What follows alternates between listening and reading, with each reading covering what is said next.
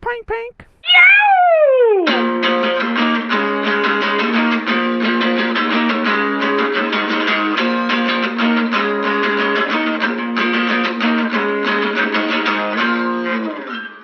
That's awesome. Alright, so where are we going? I don't know. Oh, okay. Wanna get lost? Let's do it. Alright. Yep. My butt's gonna burn.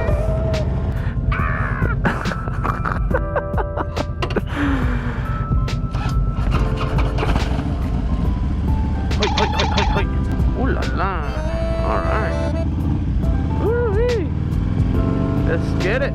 Alrighty. What up, homies of the interwebs? This is Lugnuts.Guapo coming at you. Oh, hello, everybody. Everybody's out right today. Oh, this is Lugnuts.Guapo coming at you from good old Fort Worth, Texas. We're on 377 today. And, well, you clicked on this video because you're curious how much I paid for this big old turd. And it was a turd when I bought it, sort of. But if you don't know already, this is a 2006 Electra-Glide Standard. And, well, I got a heck of a deal on that. But before I tell you exactly how much I paid for this thing, well, I'm just going to have to explain or give some kind of like some background to this whole shebang. So long story short, this is again an Electra-Glide Standard, which is, you know, the cheaper of all the touring bikes, just like the new 2019-2020 reintroduced Electra-Glide Standard. I don't know why they say that it's a new model. It's basically been reintroduced, which is, you know, whatever.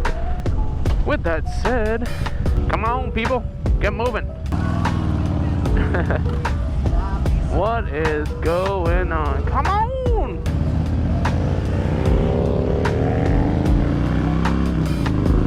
It's amazing, everybody is out. COVID is no longer that much of a threat, I suppose. But as I was saying, moving on. So yeah, this is like the cheapest touring bike you can buy, with fairing, of course. It's up there around the same price as a Road King back then. I'm not really sure how it compared to a Road King, but if you buy a 2006 Road King, unless it's a police model, you cannot get anywhere close to what you can get for something like this.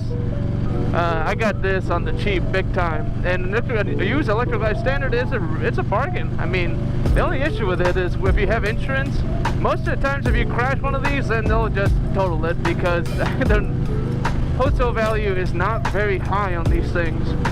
So that's number one. It is an Electra-Glide Standard. It's cheap. That's what I was aiming for. This is the 88 cubic inch 5-speed. And it's a bulletproof motor, bulletproof transmission, probably the best of all the twin cams that have been put out there over the years. And I'm just happy to have this. Hey, what's up? There's a lot of people riding out today. So anyways, I wanted something reliable, and this is reliable and cheap, and this is what I came up with after talking to my friends who are technicians.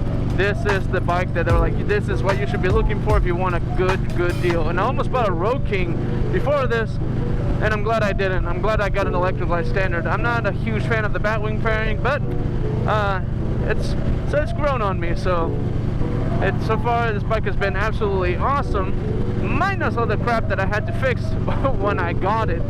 So as you all know, I worked at, you know, 2 Harley dealerships, which, by the way, I was furloughed, and now I'm back, which is awesome. But being at the dealerships, you know, there's some perks to it, and I manage all the inventory, so I know what comes in, what goes out, what goes to wholesale, blah, blah, blah. And at the time when I bought this bike, the ESP, or extended warranty services that Harley-Davidson provides, basically was 10 years and older, or 10 years and newer, rather. So if it was a, for example, so basically a 2010 and newer is basically what qualifies right now for an extended warranty. And I say right now, but really right now, as of late last year, they changed that to 15 years and newer. So it's pretty crazy because by those standards, this bike would qualify now for it. But when I got it, it didn't, and therefore there wasn't like a lot of like wrong with it when it came to the powertrain, which was what I cared about, because that's the most expensive part to fix. It's the motor and transmission. So when I got this, I knew they had some issues. One of the brackets for the structure in the fairing. Oh, I gotta pass.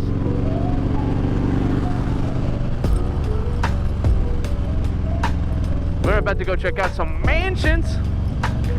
But as I was saying, some of the structural brackets were damaged. And by damage, I mean completely broken off, just sheared off.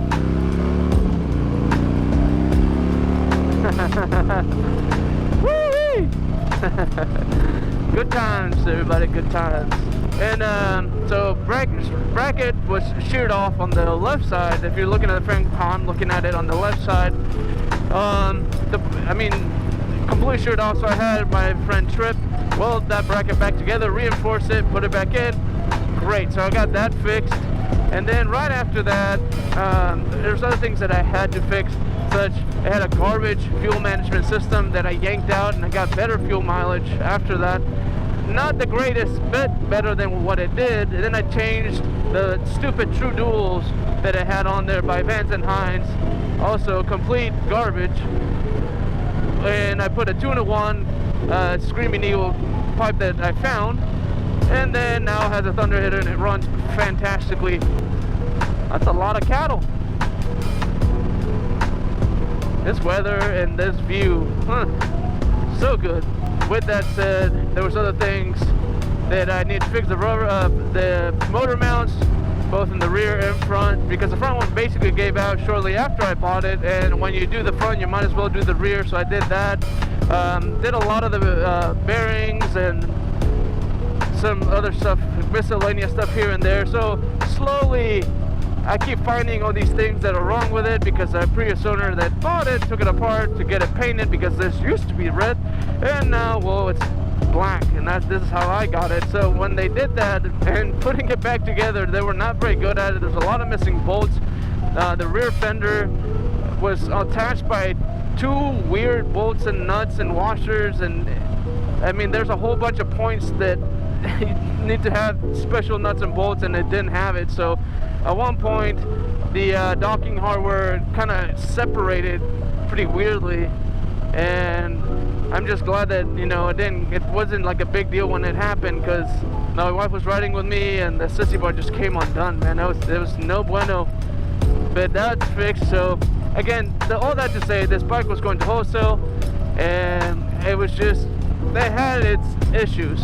I bought it with 43,000 miles, and here we are at 57.5, and it's been an absolute beast of a machine, minus of course all the little knickknacks that the previous owner wasn't careful with, or, you know, just wasn't, let's just say he wasn't careful with how he treated this bike. But the thing about the whole like fuel mileage thing came about because I was getting horrible gas mileage, which I still kind of getting not the greatest gas mileage. But then I found out why, and it wasn't just the fuel management system or a crappy exhaust. It was also the fact that this thing comes with a stage 2 big bore kit. That's right, cylinders, pistons, cams, all that, you know, stage 1, whatever. So of course nowadays a stage 2 means something completely different, but back then when this bike was out, a stage 2 was the big bore kit. So, and it explained a lot when it came to performance. After we got rid of that exhaust and the fuel management system, it performs pretty good. And we'll hopefully eventually we'll do some head work and get this thing over 100 horsepower. And I mean, at that point there's not much to do. There's some suspension things I want to do to it.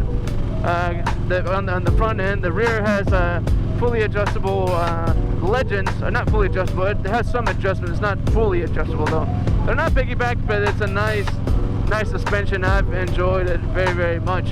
So with all that said, now you have kind of like a background on this particular bike, the model itself, and why is that I chose this one. And when it came in, one of the issues it had, it was going to wholesale for, you know, not only because it had a couple issues here and there, but because it was also we couldn't put a warranty on it. So now that you can, I've been tempted to, but this bike has been so solid that I just don't see the point in doing it. And I do all the repairs myself, and I have friends in the industry that help me, so I'm just rambling on. I'll just tell you exactly how much I paid for this thing.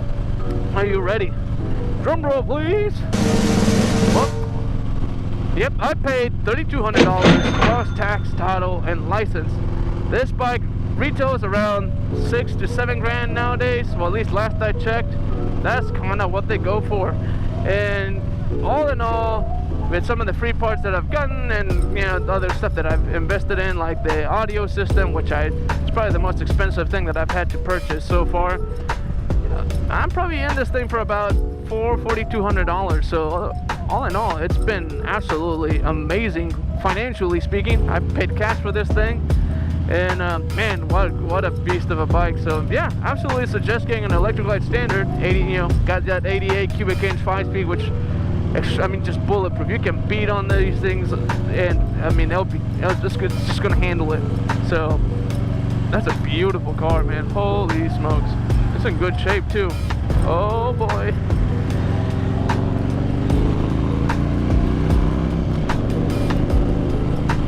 Oh, that thing is clean. Oh yeah.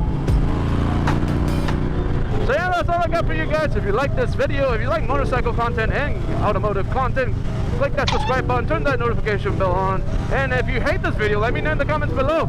If you agree, disagree with anything that I've said, see what you would disagree on, but yeah, you never know. So yeah, until I see you next time, get on your Harley and get some wind therapy. Later.